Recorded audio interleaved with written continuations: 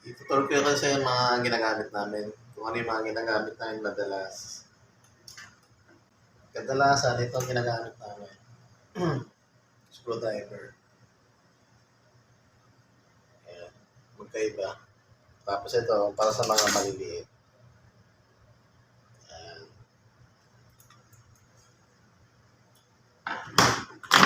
Tapos ito, itong tracer. Ayan. Para ma-check namin yung linya. Ito ginagamit namin. Tapos yung mga cutter.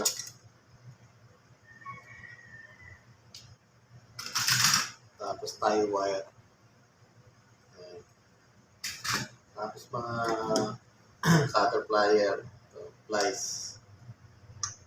Minsan gumagamit kami nito long nose. Lalo mahirap pugutin yung tornilyo. Ayan.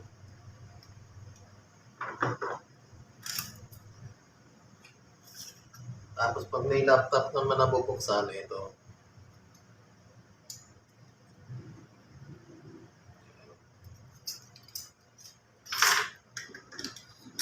Tapos ito yung mga pang-punch down.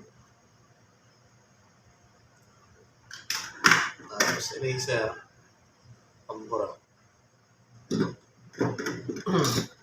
Tapos brush. Tapos itong mga crimper. Yan. Ito pang pastro.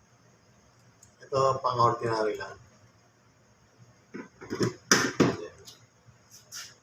Tapos ang pang-isa.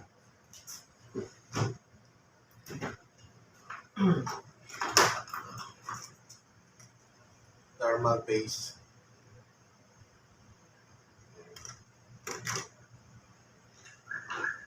Tapos wire stripper.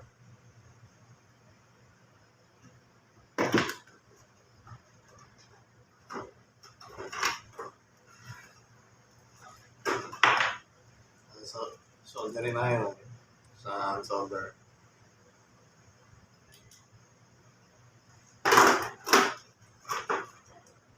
Yan na guys.